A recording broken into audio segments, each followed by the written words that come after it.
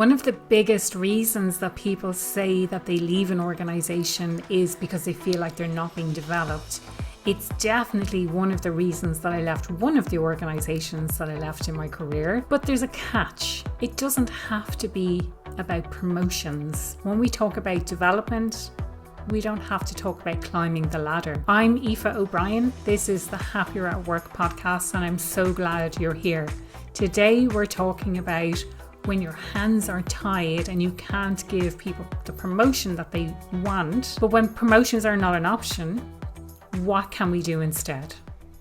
I think one of the big challenges that we're seeing now is a real clamp down on budgets. Organizations are investing their money elsewhere, and maybe promotions are not necessarily on the table anymore. Organizations are becoming flatter, budgets are tightening, they're reinvesting maybe in AI or in something else, and teams are much, much leaner than they ever were before. So as a manager, when you genuinely don't have a rung on the ladder to offer someone as the next step, what can you actually do? I think often as leaders, we think we have to offer someone a promotion as the next step, but I actually disagree with that. I think there are lots of other options, and I'm going to outline them in today's podcast episode. In my no-show grow framework, I talk about 7 different ways that we can develop people, and promotions are just one of those 7. I think often we equate career growth with things like a bigger title, with more money,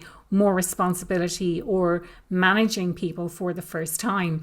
But actually, if I think about my own career, I even had a promotion without a pay rise, which kind of seems a little bit unfair. So it doesn't have to necessarily be about the money. There are other options that we can give people. If I bring this back to my no-show grow model, in the no part, it's really helping people to know themselves better. So there's a specific area within the no that I really want to focus on today. In the no section, I talk about our values and the importance of values, but really I want to talk about our needs at work and what really drives us. Those are the things that really motivate people to get out of bed and to actually enjoy going to work on a Monday morning.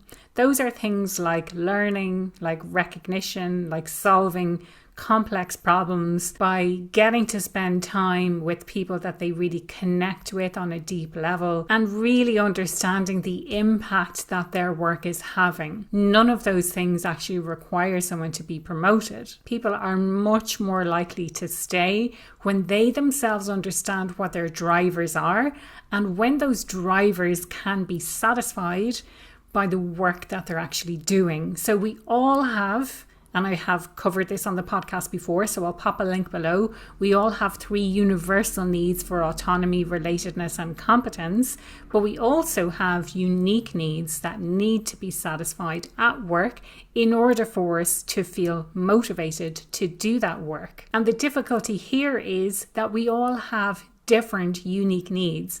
So if you have a small enough team, this is definitely something that you can have a conversation about.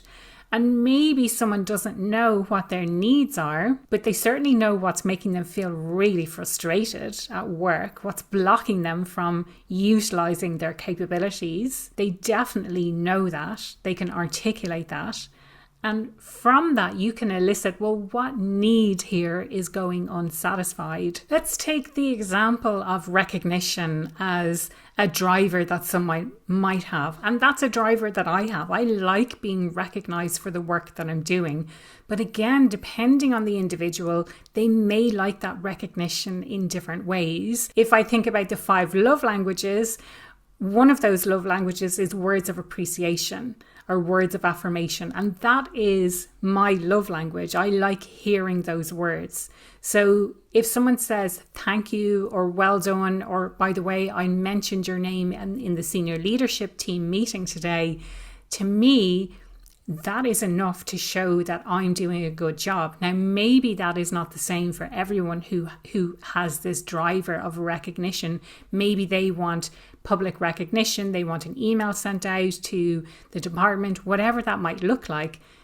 but they should be able to articulate that for themselves. That's if you're having a one-on-one conversation. If you're leading a team with more people, it's harder to do that at scale, but you can invite people to start using language that helps to articulate what they're frustrated about. So they don't have to know every single one of their needs, but they can share the frustrations in a universal language. So, no one likes to be told that they are a micromanaging boss, but you may help people to articulate saying, I appreciate the guidance, but here's what I need in order to reach my full capability at work. One of the things that really stops people from reaching their full potential at work is imposter syndrome.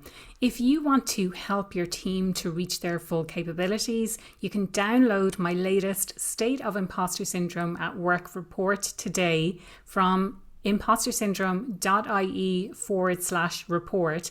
In it, I address the organizational cost of imposter syndrome, as well as putting forward some really practical strategies that you can implement straight away to address this issue at the root. That's impostersyndrome.ie/report. Download your free report today. So here are some examples of things that you can do straight away to help people feel like they're developing and they're growing in the role, but they're not necessarily getting a promotion. Give people bigger problems, but not necessarily a bigger title. So give them big, juicy problems to work on. Maybe they've never led a project before and it's an opportunity to actually take the lead on a project. Maybe it's an opportunity to present their work to a more senior team. Maybe it's looking at redesigning a process that has been holding the team back, that's been getting in the way. Maybe it's an opportunity for mentoring, that they can mentor someone more junior on the team. Number 2 is about visibility. So is there an opportunity to give them more visibility, whether they're contributing to an article that's going to be published by an industry magazine, for example. I know that's something I did very early in my career and I got really excited about that. Maybe it's an invitation to a senior meeting, again, going back to this idea of presenting their work or just sitting in to hear, and so that executives can see them and hear the contribution if they're feeling safe enough to speak up. Maybe it's bringing them along to a customer meeting that they've never been they've never been to a customer meeting before. They want to see how it works. This kind of visibility makes people feel like they have a bigger opportunity. I think oftentimes we ask, what is someone good at in the current role that they're doing now? But what if you asked a different question instead, that you asked, what are they really capable of? So understanding what underlying strengths they have, how they're bringing those current strengths to the role that they have now, or an opportunity to use their strengths in a different way. You may understand these strengths. There's lots of online tools that people can use to understand strengths. You can get feedback from clients, you can also get feedback from peers, from other leaders. And I think oftentimes we don't necessarily know what our own strengths are. So being able to help them to articulate what their strengths and their capabilities are, maybe it's a strength that they're using in a role outside of work, but trying to really get to the heart of what is this person capable of and how do I help them to unleash those capabilities at work to have a bigger impact. Another thing to know about strengths is there's something that make us feel strong, but oftentimes our strengths are something that come quite easily and naturally to us. So we assume that other people are like that as well.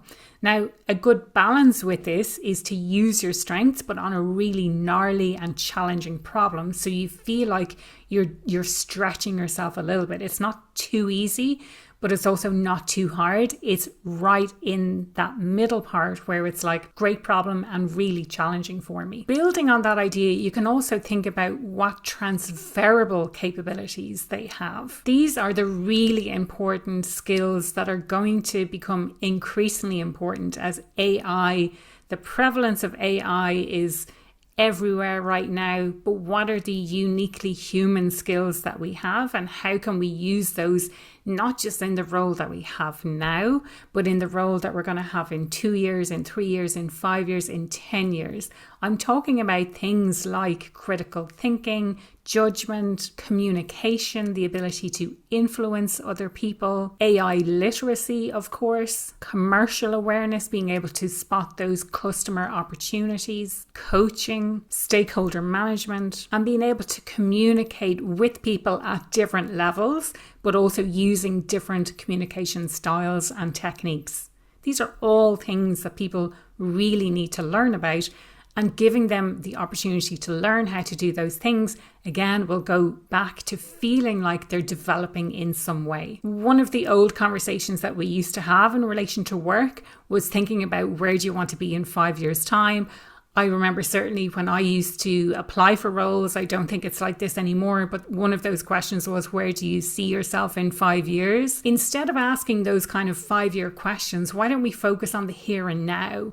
What kind of work really gives you energy? What kind of projects do you really enjoy working on? What kind of problems do you want to solve? What would you like to be known for if you could be known for one thing? What haven't you had the opportunity to do yet? And what capability would you love to develop and explore further? I think often as leaders, as managers, we assume that we have nothing to offer if we don't have more money, if we don't have a promotion opportunity. But hopefully in today's episode, I've shown you that there are other ways that we can help people to feel like they really are developing in the roles that they have right now and preparing them for that next step. At the same time, this ties in with, as I mentioned at the beginning, this idea of capability that I'm talking an awful lot about more recently, and it's moving beyond looking at skills and trying to understand the underlying capabilities that people have, the untapped capability that exists in organizations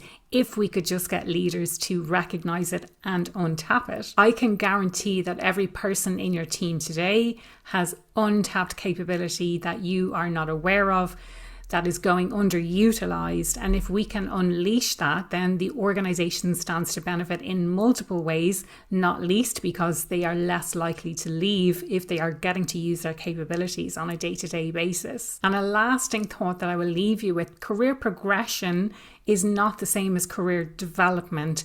So progressing is a linear line, but development to me can mean moving outwards and getting clearer on what you uniquely bring and what gives you a great sense of fulfillment in the work that you do, whether that's solving problems, getting to use your strengths, working with amazing people. Those things contribute to a much more fulfilling career than merely jumping up through the rungs of a ladder. And here's something to think about after today's episode. If promotion wasn't an option, how else could you help them grow over the next 6 months? Hopefully I've given you some food for thought today. I would love to know what you think of today's episode. Do get involved in the conversation. Share it with someone who needs to hear it. Reach out to me on podcast@happieratwork.ie. Get involved in the conversation over on LinkedIn. It's where I am most active, and I'll put every link that you need below in the show notes.